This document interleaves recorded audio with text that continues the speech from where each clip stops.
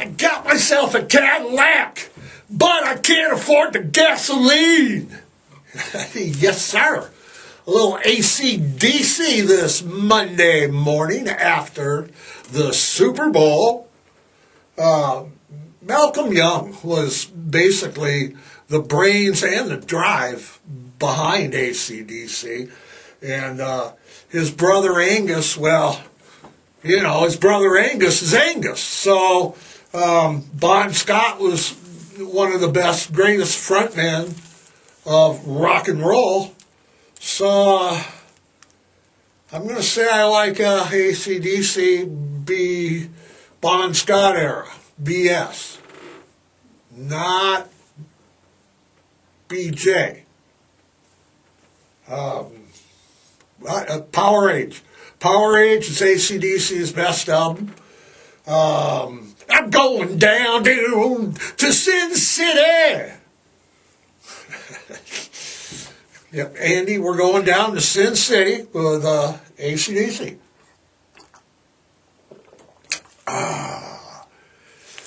Get any hotter?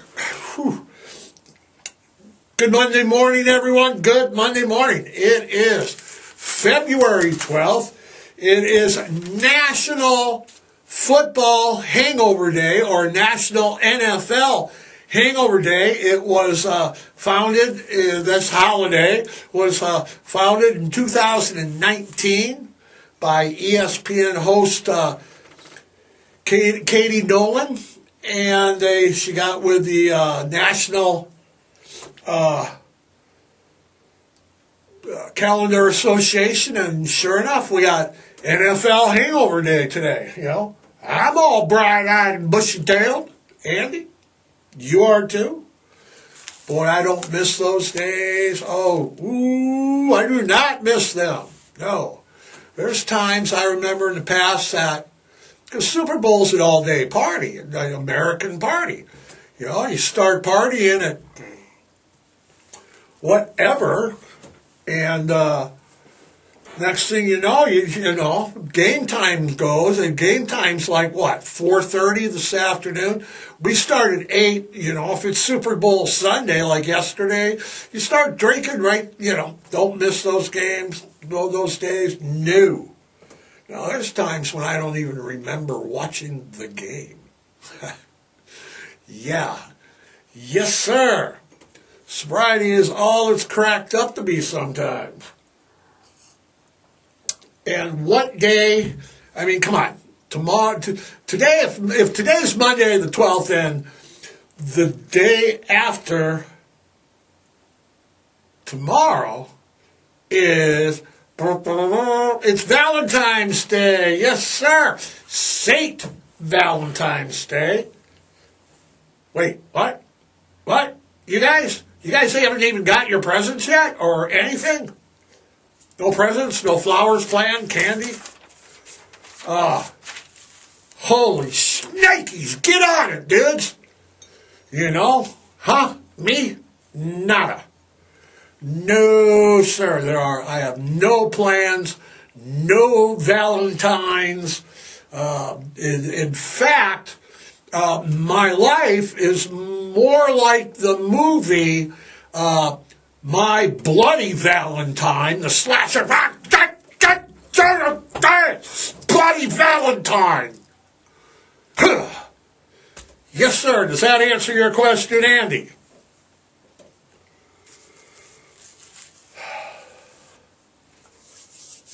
I mean, seriously. No.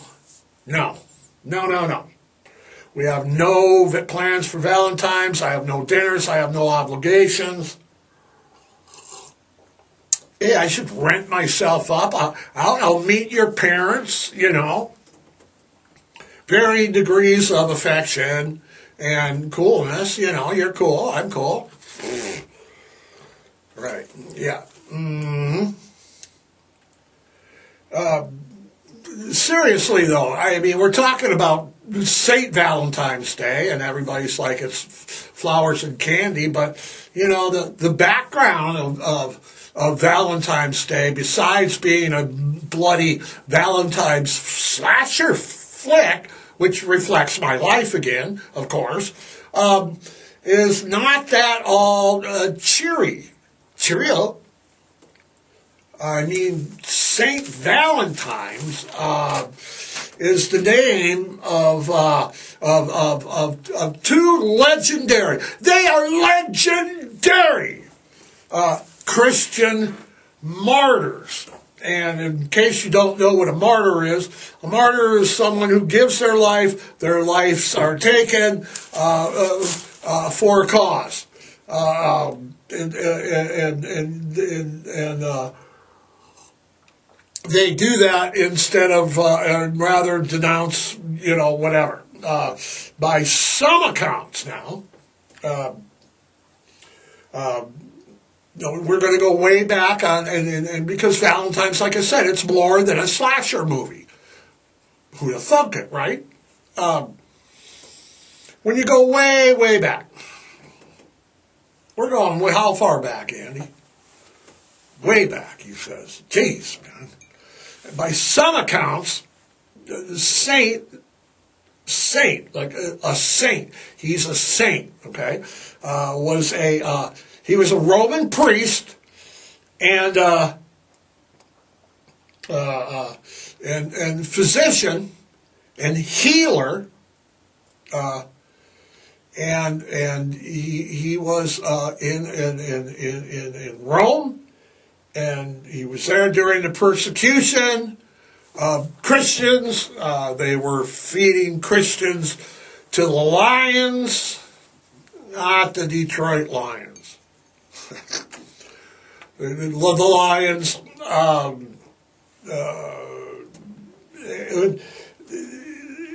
In Rome, and that was what? About 270 AD. Okay, this is one of the first, and we'll get into that, Andy. We'll get into that, and he was martyred, like I said, during the persecution of Christians in 270. Now, other stories. Now we got that story of the Roman priest that's in Rome, and he was killed during the persecution of Christians, and then we got another story about the other Saint Valentine, okay? And then those other stories talk about him, and he's a bishop. I move my bishop to here, and I take your knight and check. Wrong bishop. All right. The bishop, the religious type, the bishop, not the Cardinals that wear the red, but the bishops that wear black, not the St. Louis Cardinals. The bishops in Rome, they wear black, and he was in Terry, Terii, Italy, and he was martyred as a Christian, but he was also killed in Rome. His body was then interned in Terry. Now, perhaps these are just different versions of the same story. I mean, come on, Andy, I was not there 270 years ago. Who is Saint? Good question. He says, who is Saint Valentine? It's Saint Valentine. He is the patron saint of lovers, people with epilepsy, and beekeepers. Are you serious? That's okay. Like I said, he was also a healer, and legends back then. I mean, come on, legends back 270. That's a long time ago. Also, as legend has it, okay, how we're getting into the holiday. We're getting there in a roundabout way. We're talking about when Catholic priests that were killed in the 200s during the persecution of Christians during Rome. While Valentine was locked,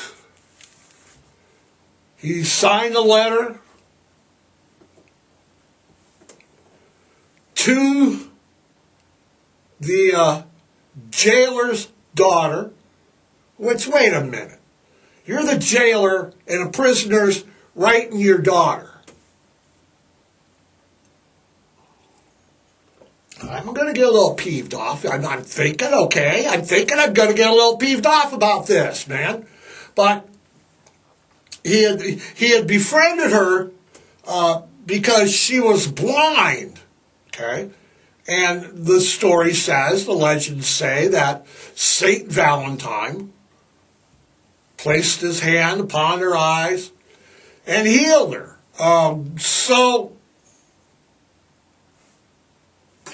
Okay, that's another legend, Andy. Another one. Okay, do I got more? Of course, another legend says that he would secretly marry couples to spare the husbands from having to go off to conscription. And conscription meant having to go serve in war. Okay, a feast now. They've held a feast in Saint Valentine's honor since the 3rd century. Andy, you're telling me the 3rd century? That's what he's got up here, and it. Men have been forgetting candy and flowers, though, since the festival itself was officially founded in the 14th century. So men have been forgetting to buy flowers and candy and gifts and cards, and even to sign their cards like the original Saint Valentine did when he was in jail. He's like, from your Valentine. Okay. Dudes have been forgetting this since the 14th century. It has been celebrated on the Roman calendar since the 14th century, and today it is a commercialized, you got to take people out to dinner with flowers and candy and Ferraris and concert tickets. Like the other days don't matter. Like I said, man, nope, I'm not having any part of it. It's not.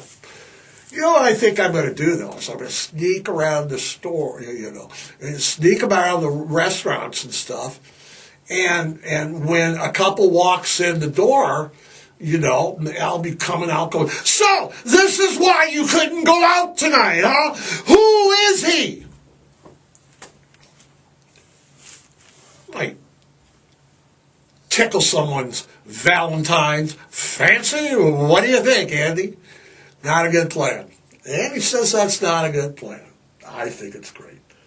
And, if we're talking about Saint Valentine, so, if we're going to talk about Saint Valentine's Day and forgetting the chocolate, we can't not forget the morning of Saint Valentine's Day, and it was Thursday, February 14th, 1929. Yeah, we're going back again. At 10:30 in the morning, 7 men were murdered in a garage on 2122 North Chalk Street in the Lincoln Park neighborhood of Chicago's North Side. Yes, sir, Andy. They were shot by 4 men using weapons that consisted of 2 Thompson machine guns. Weren't those cooler than... Oh, it wasn't cool if they were in part of the Saint Valentine Massacre, but it was, but they were shot by 4 men using weapons that 2 Thompson machine guns, 2 shotguns.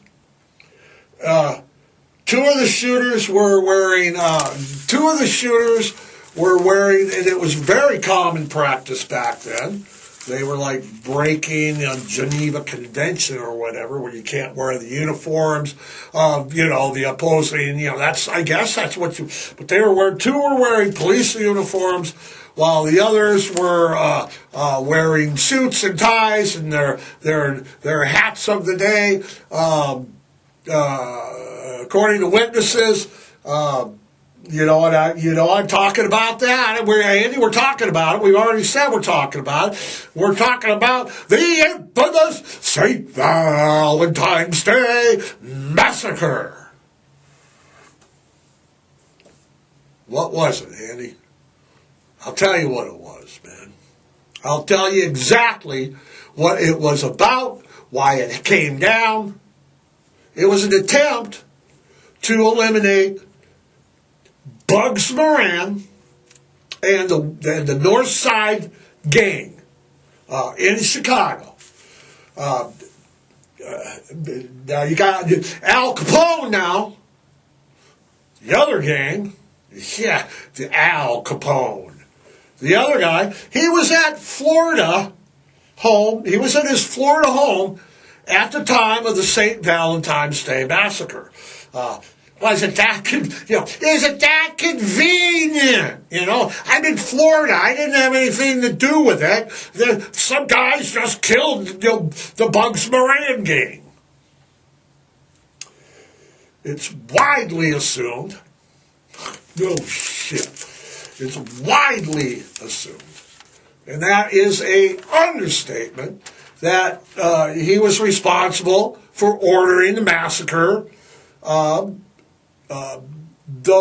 the Al Capone was never arrested, the massacre itself, what it did is it made so much front page news, and people were aware of what happened, and people, it was during the day, it was in the morning, you could, okay.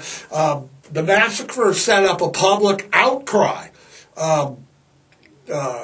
which posed a problem for organized crime. Remember in The Godfather, when they went to the mattresses and Michael shot the police captain and the crime boss, and they kept showing the papers that were, okay, it was the same thing, but it was in real life. People weren't feeling safe. Crime was out of control. People were getting shot in the warehouse, 7 people.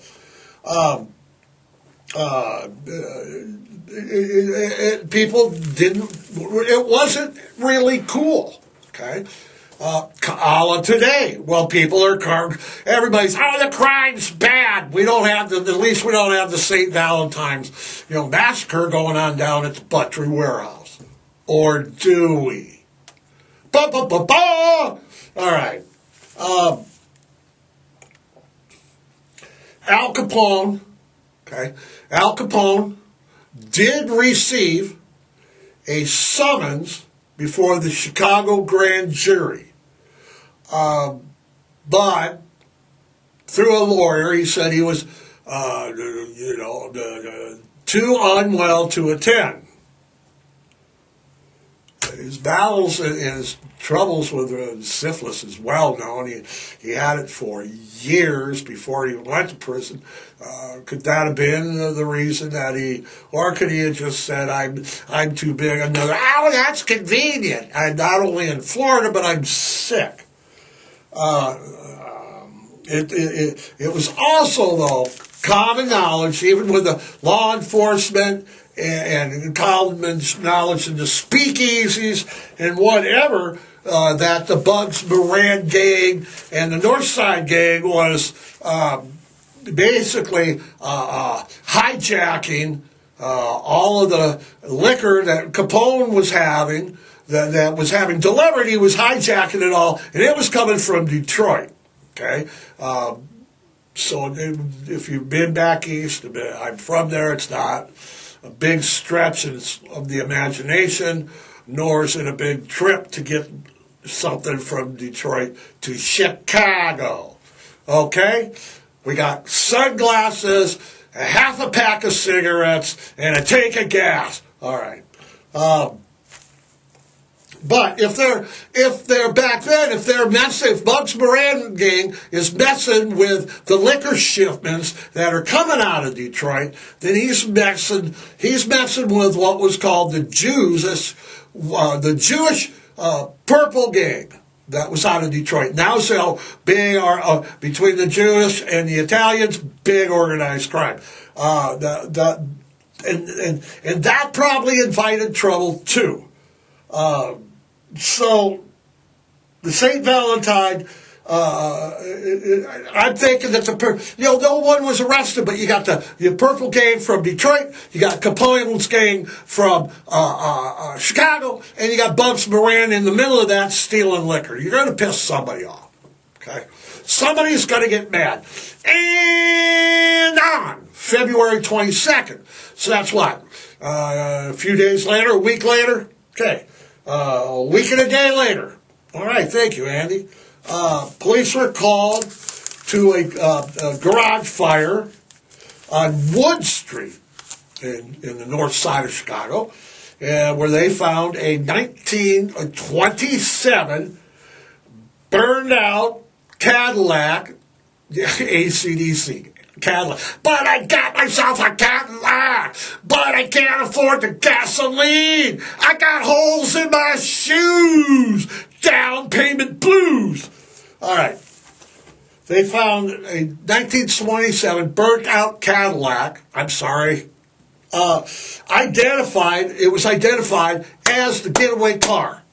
Okay, so now they got the getaway car. So back then they didn't have NCIS and forensic to do, they had like, oh God, look at a burned out car, what are we going to do? Let's run an engine number and see where it came from. It traced it back to a Michigan dealer who had rented or sold? Rented, loaned, not even rented, just loaned it out to a Claude Maddox. Claude Maddox was a former St. Louis gangster with ties to the Purple Gang and the Al Capone gang in Chicago. The big break in the case was the Brian Bolton revelations, the Brian Bolton arrest, the Brian Bolton whatever. Right, the FBI. In 1935, okay, so now we're what? 6 years later. 6 years later, the FBI arrested Brian Bolton. Bolton was a former mobster, ties to the Capone gang, ties to the Moran gang. He was like Henry Hill, man. He was like tied to everybody and willing to talk. He named the shooters. He stated that he and Jimmy Moran, who they thought were lookouts, were watching the garage on Valentine's Day. You got to remember, a lot of people avoided, because they were in cop cars, Bugs Moran himself and his second command, a lot of people avoided. There could have been up to like more than just 7 there, which, there could have been as many as documents say 15 to 20 people there, which poses the question, could these 4 pull this off? But as they saw these people police car, Bugs Moran and them, the police car that they used that wasn't really the police, they didn't go to the warehouse. So, remember the Brian Bolton, he said all these, he ran it down the whole morning to a T. And his claims were corroborated by Winkler, right? Winkler's widow. That's right. And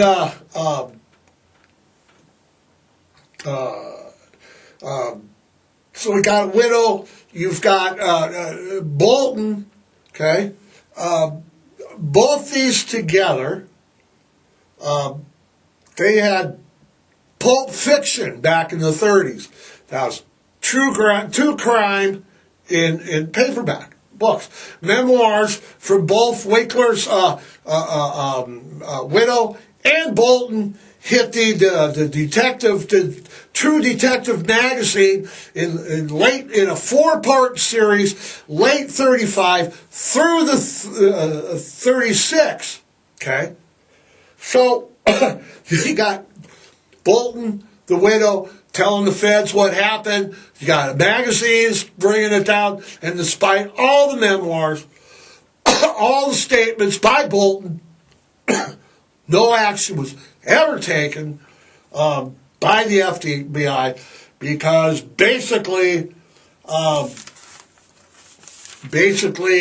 everybody that was named and everybody had died either by the hands of the inherently dangerous mob work, or they died of old age or disease, or nobody was still alive. By the time 10 years had passed, they knew the whole story. They knew who were the shooters, who ordered it, everything. Everybody's dead. What are you going to do? You know, what can you do? You know, you can't charge. We know why it happened. But can you imagine that today, people are like, crime is out of control. Crime is out of control in Great Falls. Crime is out of control also, we have drive-bys.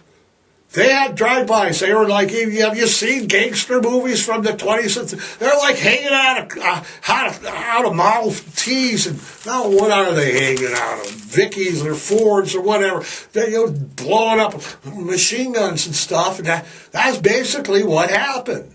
Can you imagine the outcry today? So, we got Valentine's Day is not all it's cracked up to be, people. Come on. You got saints being murdered and impaled. You've got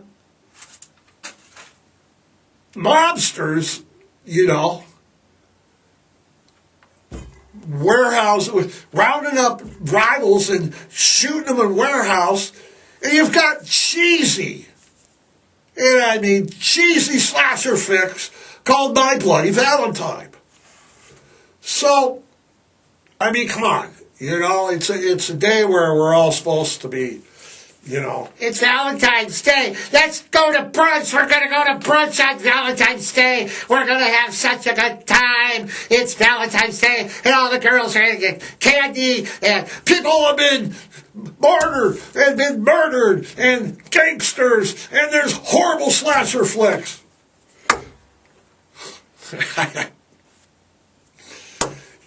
I am just bitter that I don't have a date for Valentine's Day. That's Andy's. Funny stuff there, Andy. We would not be doing our job. We would be amiss. So have a happy Valentine's Day next Wednesday. But we'd be amiss if we didn't mention that this weekend in Lisbon, Portugal, was the Parade of Dogs. And it was the coolest thing. I don't have pictures that I can picture up, but you look it up, they have the Parade of Dogs. And what they do is evidently the article that we were reading this morning, There were over 200 entries, dogs of all shapes and all sizes parading through the streets of Livingston.